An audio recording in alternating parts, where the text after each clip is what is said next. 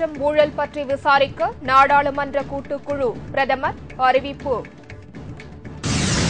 குஜராத்தில் ரயில் எரிக்கப்பட்டு 51 பேர் கொல்லப்பட்ட சம்பவம். 31 பேருக்கு கொலை குற்ற தண்டனை. மாநிலங்களவை தேர்தலில் ஹேமமாலினியை எதிர்த்து எழுத்தாளர் போட்டி. காங்கிரஸ் ஜனதாதள் கட்சிகள் ஆதரவு. தமிழக சட்டமன்ற தேர்தல் தேதி மார்ச் 3ஆம் தேதி அறிவிப்பு.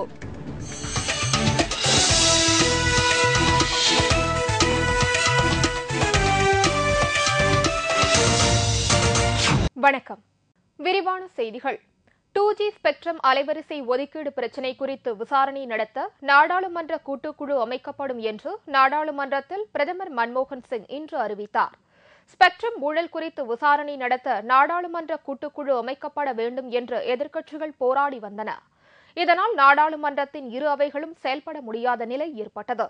எதிர்க்கட்சிகளின் தொடர் போராட்டத்தால் ஆளும் ஐக்கிய முற்போக்கு கூட்டணி அரசு பணிந்துள்ளது.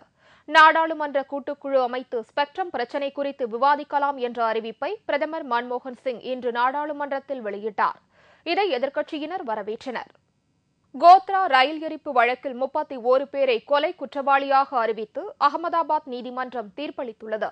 கோத்ரா ரயில் நிலையத்தில் நிறுத்தப்பட்டிருந்த சபர்மதி விரைவு ரயில் கடந்த 2002ஆம் ஆண்டு பிப்ரவரி மாதம் ஏற்பட்ட கலவரத்தில் தீ வைத்து கொளுத்தப்பட்டது. ரயிலில் இருந்த 50க்கும் மேற்பட்டோர் உடல் கருகி உயிரிழந்தனர். இந்த கோர கொலை சம்பவம் குறித்து வழக்கு பதிவு செய்யப்பட்டு விசாரணை நடைபெற்று வந்தது. இந்நிலையில் சம்பவம் நடைபெற்ற 9 ஆண்டுகள் கழித்து அகமதாபாத் நீதிமன்றம் முதல் முறையாக தீர்ப்பை வெளியிட்டுள்ளது. ரயில் எரிப்பு வழக்கில் குற்றம் சாட்டப்பட்டிருந்த 95 பேரில் 63 பேரை நீதிமன்றம் இன்று விடுதலை செய்து தீர்ப்பளித்தது. இந்திய தண்டனை சட்டம் 302வது பிரிவின் கீழ் கொலை குற்றவாளிகள் என்று 31 நபர்கள் அறிவிக்கப்பட்டுள்ளனர். கொலை குற்றவாளிகள் 31 பேருக்கு வழங்கப்பட உள்ள தண்டனை குறித்து வரும் 25ஆம் தேதி நீதிமன்றம் தீர்ப்பளிக்கிறது.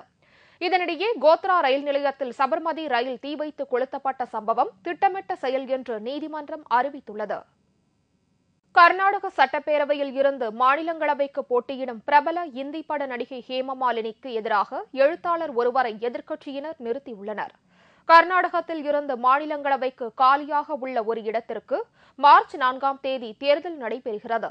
இதில் போட்டியிட பாஜக சார்பில் ஹேமமாலினி வேட்புமனு தாக்கல் செய்தார். எதிர்க்கட்சிகளான காங்கிரஸ், மதச்சார்பற்ற ஜனதா தளம் ஆகியவற்றின் சார்பில் கன்னட எழுத்தாளர் மருளா சித்தப்பா என்பவர் வேட்பாளராக நிறுத்தப்பட்டுள்ளார். என்றாலும் பாஜகவிற்கு சட்டப்பேரவையில் அதிக பலம் உள்ளதால் ஹேமமாலினி வெற்றி பெறுவது உறுதி. தமிழக சட்டமன்ற தேர்தலில் போட்டியிட அரசியல் கட்சிகள் தீவிரம் காட்டி வரும் நிலையில் தேர்தல் தேதி மார்ச் 3ஆம் தேதி அறிவிக்கப்பட இருக்கிறது. 5 ஆண்டுகால திமுக ஆட்சி வரும் மே மாதத்துடன் முடிவடைகிறது. புதிய அரசு மே மாதத்திலேயே பதவியேற்றாக வேண்டும். இதற்காக சட்டமன்ற தேர்தல் மே மாதத்தில் நடைபெற இருக்கிறது.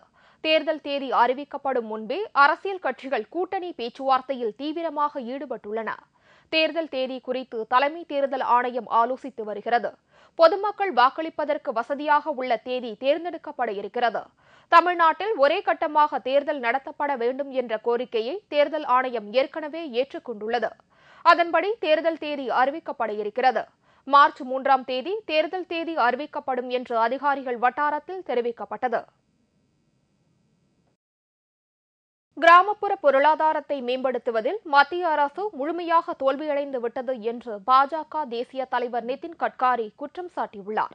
பெங்களூரில் நடைபெற்ற உயிரி எரிபொருள் தொடர்பான தேசிய கருத்தரங்கை துவங்கி வைத்து பேசிய நிதின் கட்காரி, விளைநிலங்கள் தவிர வீணாக உள்ள தரிசு நிலங்களில் உயிரி எரிபொருள் தயாரிக்க உதவும் காட்டாமணுக்கு, புங்கை போன்ற தாவரங்களை பயிரிட வேண்டும் என்று கேட்டுக் கொண்டார். பெட்ரோலியம், கச்சா எண்ணெய் இறக்குமதிக்கு மத்திய பட்ஜெட்டில் 34% செலவிடுகிறோம் என்றும் இதற்கு பதிலாக சூரிய ஒளி, எரிசாராயம், உயிரி எரிபொருள் பயன்பாட்டை அதிகப்படுத்தினால் அடுத்த 5 ஆண்டுகளில் பெட்ரோலிய இறக்குமதியை வெகுவாக குறைக்க முடியும் என்று கட்காரி நம்பிக்கை தெரிவித்தார். மத்திய அரசு அண்மையில் அறிவித்த உயிரி எரிபொருள் கொள்கையை செயல்படுத்தாமல் மந்தமான அணுகுமுறையை கையாண்டு வருவதாக கூறிய நிதின் கட்காரி, கிராமப்புற பொருளாதாரத்தை மேம்படுத்துவதில் மத்திய அரசு தோல்வியடைந்து விட்டதாக குற்றம் சாட்டினார். தனி தெலுங்கானா மாநிலம் அமைக்க வலியுறுத்தி 48 மணி நேர முழு அடைப்பு போராட்டத்திற்கு தெலுங்கானா ஆதரவு அமைப்புகள் அழைப்பு விடுத்துள்ளதால் ஆந்திராவில் மக்களின் இயல்பு வாழ்க்கை பாதிக்கப்பட்டுள்ளது.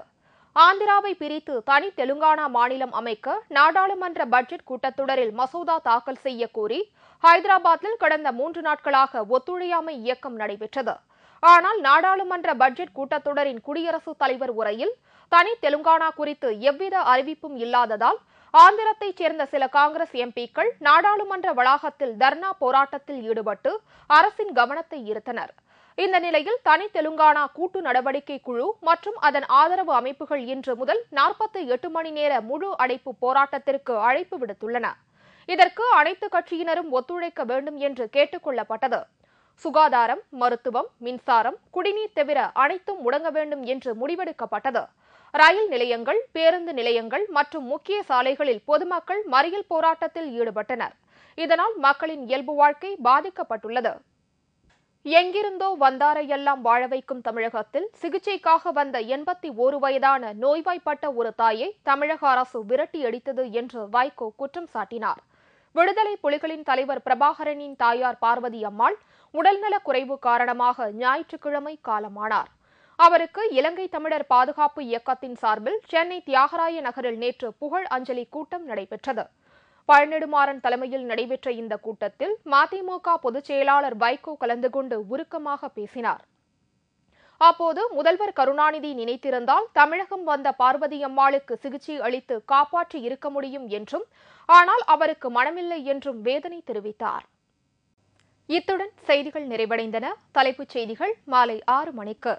உங்கள் பிரச்சினைகளுக்கு உடனடி தீர்வு காண 300134 600 என்ற கேப்டன் டிவியின் தொலைபேசி எண்ணுக்கு தொடர்பு கொள்ளுங்கள். வணக்கம்.